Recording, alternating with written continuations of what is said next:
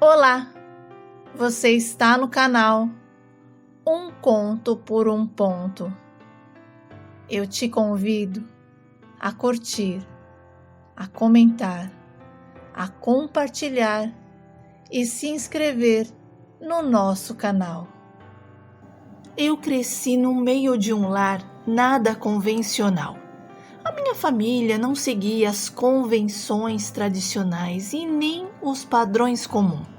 Ela tinha um estilo de vida e valores diferentes da maioria.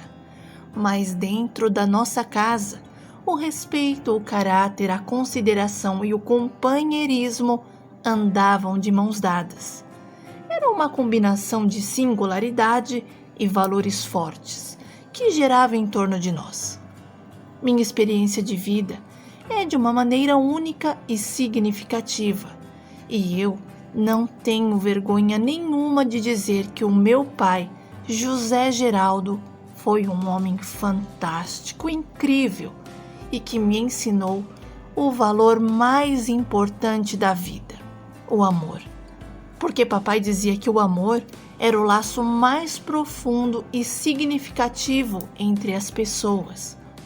Meu pai era médico e dedicava sua vida a cuidar de pessoas. Ele fazia o possível para nunca perder um paciente, mas infelizmente às vezes acontecia e papai chegava em casa arrasado, porque alguém tinha partido.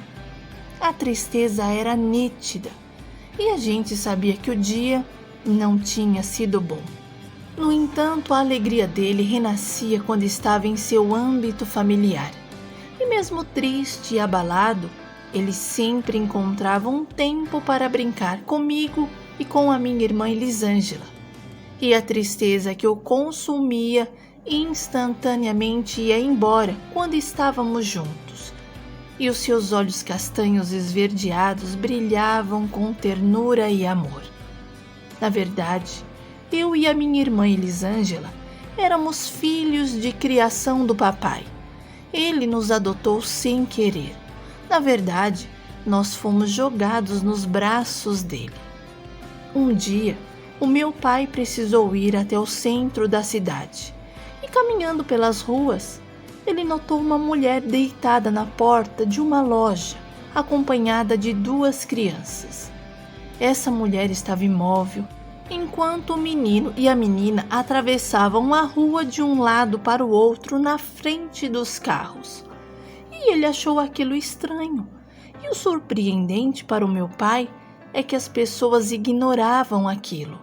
E como ele sempre foi um homem que dava importância a todos, independente da classe socioeconômica, ele não pensou 2 vezes e foi averiguar a situação de perto.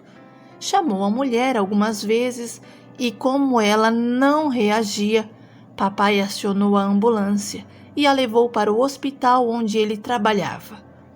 Papai enfrentou diversas críticas por parte dos colegas de profissão.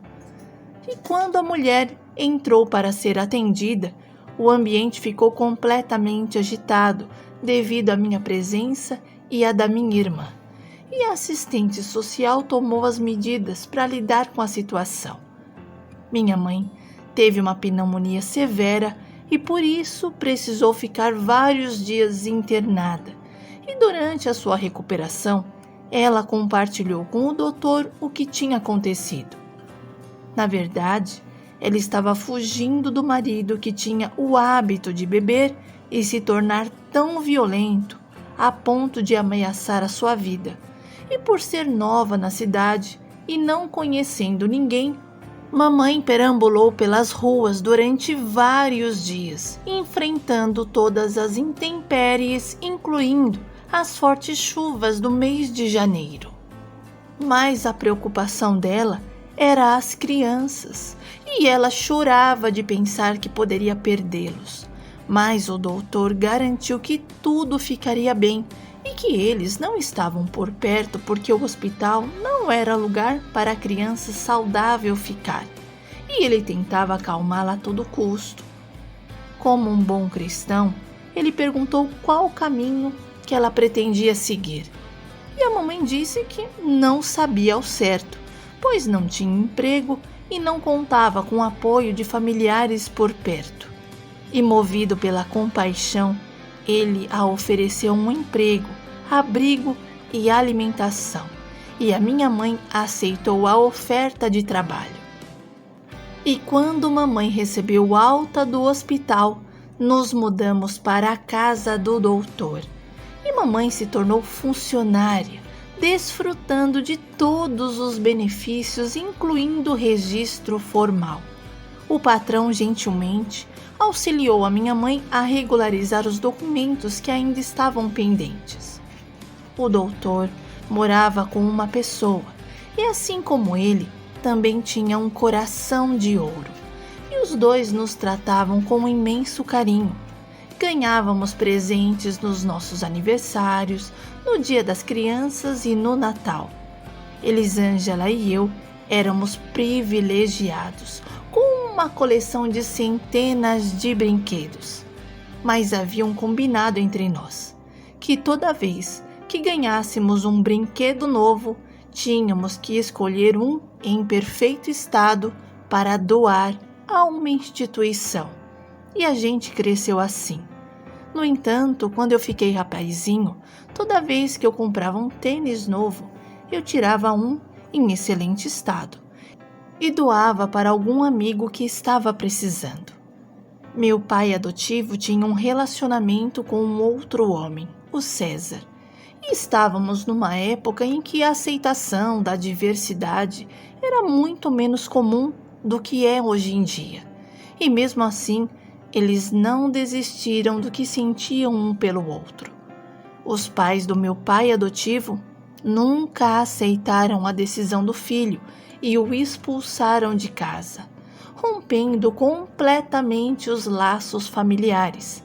Para eles, aquela escolha era inadmissível, pois eles vinham de uma família tradicional e de forma alguma conseguiam compreender ou aceitar a situação. Mas meu pai, no entanto, tinha muito amor pela família e dizia que compreendia e respeitava a opinião de todos, mesmo que eles não concordavam com a escolha dele. Para ele, o importante era a paz e a bondade que eram fundamentais. Quando fomos morar na casa do doutor, eu tinha apenas 2 anos de idade e a minha irmã 6, e por essa razão eu passei a chamar tanto o César quanto o doutor José Geraldo de papais, pois para mim os dois representavam a figura paterna, e eu cresci com essa ideia. Minha irmã, ao me ouvir chamá-los assim, também passou a fazer o mesmo. Então, tínhamos uma mãe e 2 pais. César era advogado e passava a maior parte do tempo em casa, e por isso a amizade dele com a mamãe floresceu, e eles se tornaram tão próximos que pareciam velhos amigos. Conversavam sobre tudo e lá da sala mesmo, com a TV ligada, a gente ouvia a risada alta dele quando a mamãe contava alguma coisa engraçada. E o mais interessante foi quando César pediu para minha mãe ensiná-lo a fazer crochê e tricô, porque aquilo o fazia lembrar da sua santa avózinha. Mamãe acabou se tornando mais como uma irmã para eles do que uma empregada.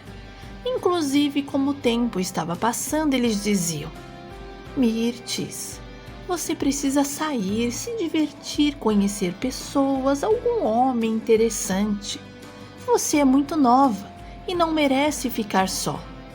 No entanto, a mamãe costumava responder que não queria sarna para se coçar na vida e que já tinha sido agraciada com 2 joias preciosas e preferia deixar as coisas como estavam. A amizade entre os 3 era incrível, mas infelizmente, após a exposição à chuva que tivemos, minha mãe costumava ficar constantemente gripada. Mal o tempo mudava e lá estava ela com todos os sintomas e sempre acompanhado de febre alta. e precisando tomar muitos antibióticos para combater a infecção. Mesmo com todos os cuidados dedicados pelo doutor, a minha mãe, infelizmente, não resistiu e nos deixou. Ela partiu aos 32 anos de idade e o doutor fez todo o possível para que o último desejo dela fosse atendido, que era trazer a minha avó para se despedir da minha mãe. E ele honrou esse pedido e a memória dela de forma marcante. A família da mamãe não optou por ficar conosco, porque, segundo eles, as crianças já estavam bem adaptadas à vida com os patrões. Mas a minha avó, que era já bem velhinha, pediu para que eles apenas não afastassem as crianças dela e que, se possível, mandasse notícias. E o César fazia isso constantemente. Inclusive, a Elisângela e eu tivemos a oportunidade de passar férias na casa dos meus avós. Mas a nossa verdadeira casa era em São Paulo, com o José e o César. Para todo mundo, eles eram amigos, primos e irmãos, o que as pessoas quisessem que eles fossem.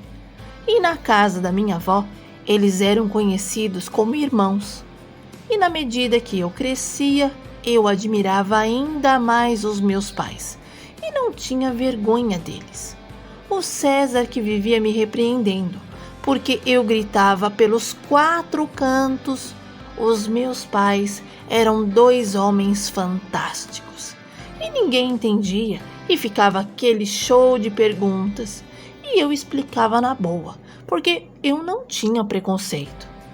Tentaram me intimidar, me constranger por causa do fato de que os meus pais eram 2 homens.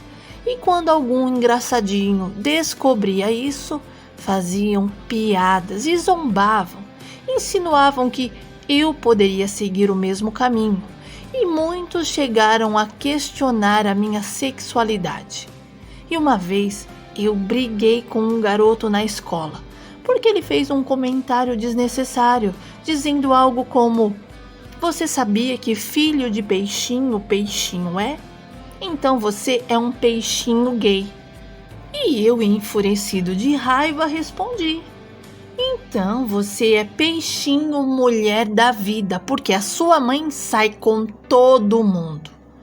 Olha, quando os meus pais souberam do ocorrido na escola, chamou eu e a Elisângela e nos disseram: "Olha, Plínio, a gente entende que você ficou chateado com o seu colega, mas quando alguém faz comentários desagradáveis, é natural que a gente venha sentir raiva. Mas a gente, meu filho, não pode responder com palavras ofensivas. O melhor a se fazer, antes de qualquer atitude, é vir conversar comigo, com o César, para que a gente possa juntos tomar a decisão correta. E isso serve para vocês 2. Seja respeitoso com o outro, mesmo quando esse outro age de forma desagradável." Era assim que ele conversava com a gente. A minha irmã Elisângela estudou e conseguiu entrar na faculdade de medicina, dando mais orgulho aos nossos pais. Ela era exatamente como o papai, colocando o respeito pelo próximo acima de tudo, inclusive da medicina. Como eu tinha inclinação para as causas sociais e sempre me preocupava com os direitos dos outros, decidi me dedicar inteiramente ao campo do direito e queria ser advogado, assim como César. Na faculdade, conheci a Ione. Ela era uma pessoa livre de preconceitos, demonstrando sempre atitude inclusiva. Inclusive, na faculdade, ela tinha um amigo homossexual que cursava conosco. E a Ione conversava com ele, dava bons conselhos e eu fiquei impressionado com esse lado dela. Sabe, porque as outras garotas eram todas cheias de não me toque. E eu ainda falava: "Poxa, Você tem uma mentalidade progressista e isso faz a diferença. E ela sorria e dizia: eu sou assim mesmo. E dentro da sala de aula, a Ione expressava suas opiniões com confiança, acreditando firmemente que no futuro as diferenças seriam tratadas como algo tão insignificante quanto uma cor de blusa. Ione acabou se declarando para mim, e como eu já senti uma quedinha por ela, iniciamos um namoro. E eu passei a frequentar a casa dela. Os pais da Ione gostavam muito de mim e viviam querendo marcar um almoço. E toda vez que eu comentava com os meus pais, eles sempre tinham um compromisso marcado. Mas no fundo, eu sabia que era por conta do que as pessoas iriam dizer. E por isso nunca marquei almoço nenhum e vivia inventando desculpas. Mas como a Ione era mente aberta, resolvi levá-la para conhecer os meus pais. E ela foi toda empolgada. E quando chegamos em casa não tinha ninguém. Eles tinham ido ao supermercado e a minha irmã estava na casa do noivo. Quando eles chegaram eu falei: olha eles aí! E eu todo feliz. Fui até lá, dei um beijo no rosto dos meus pais, porque a gente tinha esse costume na nossa casa. E, no entanto, eu percebi que ela ficou desconfortável. Ione tentou disfarçar, parecendo que ia ficar à vontade com a situação. Mas para mim ficou bem claro que ela estava ansiosa para sair dali. Meus pais, por outro lado, não notaram nada e foram extremamente simpáticos. Eles trataram a minha namorada com educação, conversaram com ela e a Ione fez algumas perguntas sobre o dia a dia de um advogado para o César e ele ficou encantado com as perguntas dela e parecia que nunca encontrava fim para as respostas. Meus pais fizeram um jantarzinho rápido e antes de irmos embora, a minha irmã chegou com um noivo. Levei a Ione para casa e ela não disse uma palavra. Entrou num estado mudo. Sabe, quando paramos em frente à casa dela, a Ione descascou o pepino e falou: eu não imaginava que os seus pais eram 2 homens. Isso pra mim é o cúmulo, Plínio. Como eu vou falar pra minha família que os pais do meu namorado são gays? Olha, Plínio, não tem condições esse negócio de 2 homens se tratando como marido e mulher. Meu Deus, o mundo está perdido. E você, como não tem vergonha disso tudo?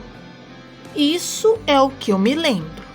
Mas ela falou muito mais e eu fui ficando chateado com ela. E chegou uma hora que eu respondi: você vai dormir comigo ou com o meu pai? E o que me importa o que os seus pais vão pensar? Eles não pagam as minhas contas. E seus pais também não são nenhum exemplo de casal a se seguir, viu? Um casal que não se fala, que vive um de cara feia pro outro, e a sua mãe, que só xinga o seu pai. Agora o seu pai com os casinhos na rua? Isso é família pra você, Ione? É isso? E você, hein? Me mostrou uma verdadeira hipócrita. Fica lá falando palavras bonitas pro seu amigo, dizendo para ele não perder as esperanças e acreditar que um dia as pessoas vão passar a mudar o jeito de olhar para ele com mais afetividade. Mas você é uma mentirosa, porque prega isso a ele, mas no dia a dia, a lei é outra, né? E ela, bem firme na opinião, respondeu: o meu amigo não é o meu parente, não é o meu irmão, e esse problema não está dentro da minha casa. É indiferente para mim. Agora, com os seus pais, eu e você, Estamos querendo formar uma família. Imagina Plínio no nosso casamento, seus pais de mãos dadas, todo mundo olhando para eles, porque ao invés de olharem para mim, eles que vão ser a atração, né? Eu fiquei indignado e terminei aquela porcaria de namoro, porque ela se mostrava uma coisa, mas na verdade era completamente outra. E mesmo gostando dela, eu não iria aceitar a maneira que ela falava da minha família. Ione desceu do carro e desde aquele dia a gente não se falou mais. Ela comentou com os outros colegas sobre os meus pais. E quer saber? Eu nem me importei, porque os que deixaram de falar comigo fizeram foi um favor. Quando eu peguei férias, eu fui passar uns dias na casa da minha avó em Pernambuco e acabei conhecendo a Joana. E a gente se curtiu e aproveitamos os dias juntos. Ela estava terminando um curso de odontologia e sonhava em ter o seu próprio consultório. Ela era uma moça simples, não entendia de leis e nem falava tão bonito quanto a Ione. Mas ela era sensível às necessidades do outro, e isso me conquistou. Voltei para São Paulo, mas a gente se comunicava por cartas, telefonemas, e assim decidimos namorar. E namoramos por 3 anos dessa forma. Joana nunca se importou com a relação dos meus pais e nem fez espetáculos. Éramos discretos, até porque ela entendeu como os meus pais eram. Meu pai, José Giraldo, começou a se sentir mais cansado, emagreceu muito, mas mesmo assim não deixou de trabalhar.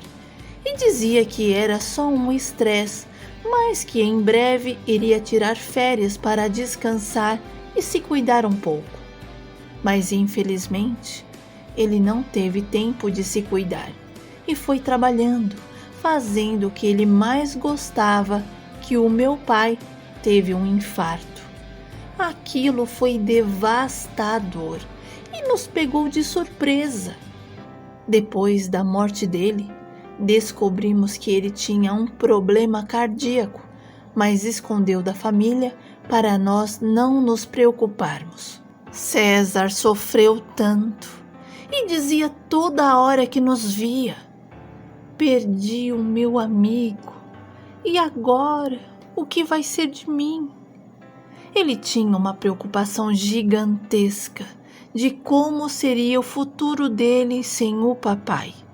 E uma tristeza profunda tomou conta dele, que nada mais tinha sentido. E aos poucos ele foi desanimando da vida, não se alimentava mais, e olha que a gente fez de tudo para trazer ele de volta. Mas o César não se permitiu voltar, e em menos de 2 anos ele também se foi. Elisângela e eu sofremos imensamente com a partida dos nossos pais, porque eles eram os nossos pilares, e a falta deles deixou um vazio, mas um vazio enorme em nossos corações. Minha irmã Elisângela se tornou reumatologista. Teve 3 filhos, Eduardo, Diego e Mila, meus amados sobrinhos, que eu zelo por eles até hoje. Elisângela e o esposo faleceram num acidente de carro, aumentando ainda mais o vazio enorme que já existia no meu coração. Mas eu estou sempre perto dos meus sobrinhos. Eu e a Joana tivemos 2 rapazes, o Antônio César e o José Marcos, e eles nos deram netos e os meus netos bisnetos. Eu estou com 87 anos e nessa minha vida eu aprendi que a gente tem que olhar além das aparências e reconhecer a beleza única que habita em cada um de nós.